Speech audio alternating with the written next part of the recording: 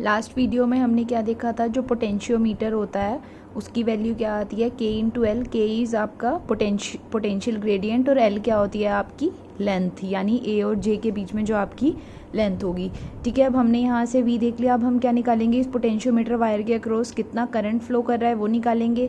ठीक है, तो करंट की वैल्यू क्या होती है V/R। तो इस केस में क्या है आपका E। ठीक है, EMF यूज़ कर रहे हैं तो E/R कितना है, कुछ इस वायर का रेजिस्टेंस होगा, उसको हमने स्मॉल r लिया और इस कुछ रेजिस्टेंस हमने यहाँ पे लगाया r, तो कुछ रेजिस्टेंस हमारा क्या हो जाएगा, ये वाला हो जाएगा। तो इसकी वैल्यू क्या हो जाएगी, E/R + R। अब इसी वायर के अक्रॉस कुछ पोटेंशियल ड्रॉप भी होगा, वो क्या होगी, उसकी वैल्यू क्या होगी, I × स्मॉल r। I की वैल्यू ये थी, ठीक है, स्मॉल r साथ मल्टीप्लिकेशन में आ जाएगा। अब आपका क्या है, यहाँ पे पोटेंशियल ग्रेडियंट भी तो होगा ना, कुछ K की वैल्यू होगी आपकी यहाँ पे। ठीक है, पूरी वायर के अक्रॉस वो क्या होगा आपका, fall of potential per unit length होगा। ठीक है, तो fall of potential per unit length, इसके लिए हमने क्या लिया, जो आपका पोटेंशियल ड्रॉप है, यानी फॉल ऑफ पोटेंशियल क्या है हमने निकाला, आपका V ये था और लेंथ क्या थी आपकी, पूरी की पूरी लेंथ यहाँ की L। ठीक है, कैपिटल L ली थी हमने। अब इस केस में हम क्या लेंगे, हम V = KL था। अब हमारे पास K की वैल्यू आ गई, पोटेंशियोमीटर वायर की वैल्यू निकालनी थी ना हमने, इस पोटेंशियोमीटर वायर के अक्रॉस जो पोटेंशियल ग्रेडियंट था हमने उसकी वैल्यू निकालनी थी, वो हमारे पास क्या आ गई, E/R + R, R/L × L। ठीक है, ये जो कंप्लीट लेंथ हो जाएगी कैपिटल, और स्मॉल कितनी हो जाएगी, जहाँ पे आपकी जोकी का पॉइंटर है वहाँ A से लेके वहाँ तक की लेंथ हो जाएगी। अब next topic is comparison of EMF of 2 cell using potentiometer.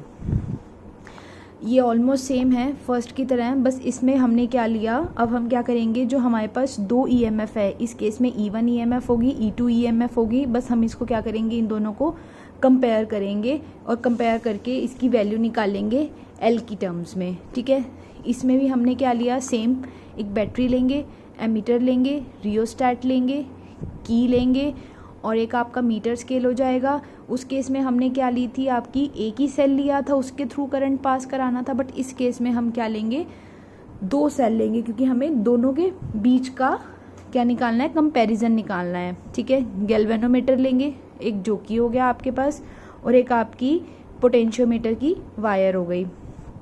ठीक है, battery of EMF is connected between the end terminals A and B।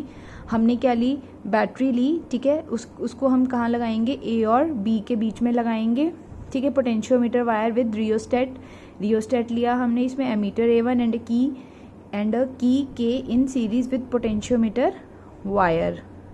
This circuit is called an auxiliary circuit, ये हमने लास्ट टॉपिक में भी देखा था। 2 cells of EMF E1 and E2 to compare are connected to the circuit as shown in figure this. The positive terminal of both the cells are connected to point A। ये कौन सा है, positive terminal है, इसको A point से connect कर दिया हमने, और जो नेगेटिव टर्मिनल होगा आपका वो कहाँ से कनेक्ट किया हमने, दोनों का हमारा ये किससे गया, हमारे जोकी से गया। ठीक है, there negative terminal connected to the 2 terminals 1 and 2। अच्छा, एक तो सबसे पहले तो हम किससे कनेक्ट करेंगे, इस टर्मिनल से कनेक्ट करेंगे। ये 1 2 3 टर्मिनल्स क्या हैं। ठीक है, अब हम क्या लेंगे, 2 केसेस लेके चलेंगे इसमें। फर्स्ट केस में तो क्या करेंगे, जब हम इसको 1 और 3 को कनेक्ट कर देंगे, मतलब अब आपका ये वाला सर्किट कनेक्ट हो गया, ये वाला ओपन सर्किट है, इसमें से करंट पास नहीं करेगा, तब E1 वाला सर्किट चलेगा। अगर आप 2 और 3 को करोगे तो आपका कौन सा सर्किट चलेगा, E2 वाला सर्किट चलेगा। और टर्मिनल 3 जो दोनों के लिए कॉमन है, उसको किससे कनेक्ट कर दिया हमने, जोकी से कनेक्ट कर दिया, और उसके पाथ में हमने क्या लगा दिया, गैल्वेनोमीटर लगा दिया, ताकि हम कुछ डिफ्लेक्शंस को नोट कर पाएँ। ठीक है, और जब हमारा 0 डिफ्लेक्शन होगा तो हमारा ये जो पूरा का पूरा सर्किट है ये काम करेगा। सबसे पहले इसके लिए हम क्या करेंगे, की को क्लोज करेंगे और एक suitable constant current potentiometer wire में जाएगा, किसकी हेल्प से, रियोस्टेट की हेल्प से। हमने देखा रियोस्टेट की हेल्प से आप क्या कर सकते हो, रेजिस्टेंस को फिक्स कर सकते हो। ठीक है, अगर आपने रेजिस्टेंस को फिक्स कर दिया, दैट मीन्स आप क्या कर रहे हो, करंट की वैल्यू को फिक्स कर रहे हो रियोस्टेट की हेल्प से। अगर आपने करंट को फिक्स कर दिया, दैट मीन्स अब पूरे सर्किट में कुछ कांस्टेंट करंट ही जाएगा। Insert the plug in between the terminals 1 and 3। ठीक है, सबसे पहले हम यहाँ पे प्लग इंसर्ट करेंगे ताकि हमारा सिर्फ ऊपर वाला सर्किट काम करे। Of 2 key, so that the cell of EMF E1 comes in circuit. अब सिर्फ E1 हमारा सर्किट के अंदर आ जाएगा। अब क्या करेंगे, जॉकी की पोजीशन को हम एडजस्ट करेंगे, ऐसे एडजस्ट करेंगे कि जो आपकी गैल्वेनोमीटर है वो कोई डिफ्लेक्शन ना दिखाए, दैट मीन्स उसके अंदर से अब कोई करंट पास नहीं कर रहा। Let it be when jockey is at J, suppose कर लो कि जॉकी अब यहाँ जे पोजीशन पे है और इसके अंदर से करंट पास नहीं हो रहा, ठीक है। अच्छा, अब it means note the length A J, अब हम इस ए जे की लेंथ को नोट कर लेंगे पूरी, और हमने इसको क्या नाम दे दिया, L1 नाम दे दिया। अब गैल्वेनोमीटर क्या कर रहा है, कोई डिफ्लेक्शन शो नहीं कर रहा, ठीक है, तो इसका मतलब कोई करंट नहीं है, अब इस यहाँ से कोई करंट पास नहीं कर रहा है यहाँ से, ठीक है। Okay, it means that the potential of the positive terminal of the cell, अब इस terminal positive terminal of cell किसके इक्वल हो जाएगा, पोटेंशियल ऑफ पॉइंट ए, यानी अब इसका और इसका पोटेंशियल सेम हो गया, तभी यहाँ से करंट पास नहीं कर रहा ना, जब दोनों का पोटेंशियल हमारा सेम हो गया। पोटेंशियल का सेम होने का मतलब क्या है, अब कोई पोटेंशियल डिफरेंस ही नहीं है, जब पोटेंशियल डिफरेंस होता है तभी करंट ड्रॉ करता है। अब पोटेंशियल ही सेम हो गया तो यहाँ से इस सर्किट के अंदर से कोई करंट ड्रॉ नहीं करेगा।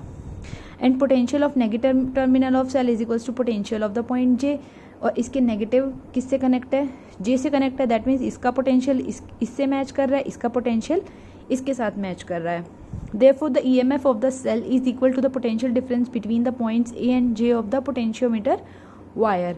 अब इसका मतलब क्या हुआ, इन दोनों का पोटेंशियल सेम है, दैट मीन्स जो ईएमएफ है यानी E1 किसके इक्वल हो जाएगी, potential difference between A and J. अब इसका दोनों का पोटेंशियल सेम है, मतलब क्या हो गया, इसकी कितनी थी पोटेंशियल, यहाँ पे E1 है, कोई करंट ड्रॉ नहीं कर रहा, अगर कोई करंट ड्रॉ नहीं कर रहा होता तो हमारा E किसके इक्वल होता है, V के इक्वल होता है, हमने देखा था, ठीक है। अब यहाँ पे E है और ये दोनों, इनका हमने क्या देखा, पोटेंशियल इन दोनों का सेम होगा, इस वायर का और इसका, अगर इसका E1 है तो इसका भी कितना हो जाएगा, E1 हो जाएगा। तो इस केस में जो हमारा VAB होगा, ठीक है, इसके अक्रॉस जो पोटेंशियल डिफरेंस होगा वो किसके इक्वल हो जाएगा, E1 के इक्वल हो जाएगा। और VAB हमने क्या देखा किसके इक्वल होता है, हमारा IR1 के इक्वल होगा, ठीक है। एक तो आपका V किसके इक्वल हो जाएगा, KL1 के इक्वल हो जाएगा। अगर आप पोटेंशियल ग्रेडियंट की टर्म्स में लिखते हैं तो इट इज़ KL1, ठीक है।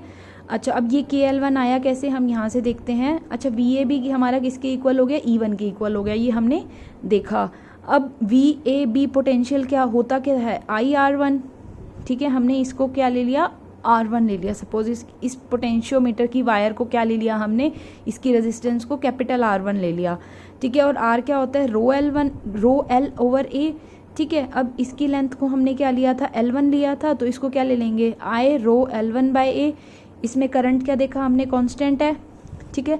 रेजिस्टिविटी आपकी कांस्टेंट रहेगी। एरिया ऑफ क्रॉस सेक्शन, अगर आपकी वायर की आप ना उसको स्ट्रेच कर रहे हो ना उसको कंप्रेस कर रहे हो, दैट मीन्स उसका एरिया ऑफ क्रॉस सेक्शन भी सेम है, ठीक है। अगर एरिया ऑफ क्रॉस सेक्शन भी सेम है तो ये तीनों क्या है, कांस्टेंट है। हमने इस कांस्टेंट को क्या नाम दिया था, K, ठीक है। तो हम इस E1 को क्या लिख सकते हैं, KL1, और जहाँ पे K आपका क्या है, potential gradient across this potentiometer wire. अब क्या करेंगे कि 1 और 3 का प्लग रिमूव कर देंगे और उस प्लग को कहाँ लगा देंगे, 2 और 3 में। अब हमने 2 और 3 में इसका प्लग लगा दिया, दैट मीन्स अब हमारा कौन सा सर्किट काम कर रहा है, E2 EMF का। और सपोज कर लो कि जॉकी का पॉइंटर इस बार कहाँ है, J1 पोजीशन पे है, ताकि हमारा जो IG करंट है यानी जो गैल्वेनोमीटर में कोई डिफ्लेक्शन शो नहीं कर रहा, ठीक है। जैसे ऊपर केस में लिया था वैसे ही नीचे के केस में क्या हो जाएगा, उसमें E1 क्या था, KL1 था, ठीक है। इस केस में E2 क्या हो जाएगा, KL2, कुछ और लेंथ आ जाएगी हमारी। अब हम जब इन दोनों इक्वेशंस को डिवाइड करेंगे तो K से तो K कैंसिल हो जाएगा, तो E1 बाई E2 कितना आ जाएगा हमारा, L1 बाई L2 आ जाएगा। A balance point is obtained on the potentiometer wire is the fall of potential along the potentiometer wire due to driving cell is greater than the EMF of the cell to be balance, ठीक है। अब आपका जो balance point है किसके ऊपर, potentiometer wire के ऊपर, ठीक है। वो जो बैलेंस पॉइंट है कब होगा, अगर fall of potential along the potentiometer wire, यानी ये जो आपकी पोटेंशियोमीटर वायर है इसके ऊपर जो आपका पोटेंशियल ड्रॉप कितना हो रहा है, इस पोटेंशियल फॉल कितना हो रहा है, किसकी वजह से, पोटेंशियल फॉल किसकी वजह से हो रहा है, आपके ड्राइविंग सेल की वजह से, मेन सेल की वजह से। वो फॉल ऑफ पोटेंशियल हमेशा क्या होना चाहिए, ग्रेटर होना चाहिए EMF से, ठीक है। अगर ये EMF से ग्रेटर होगा तभी आपका बैलेंस पॉइंट आएगा, अदरवाइज़ आपका बैलेंस पॉइंट नहीं होगा। ये हमने लास्ट टॉपिक में भी देखा था कि जो आपका फॉल ऑफ पोटेंशियल है वो हमेशा इस ईएमएफ से ज़्यादा होना चाहिए, हमेशा वोल्टेज ड्रॉप से ज़्यादा होना चाहिए।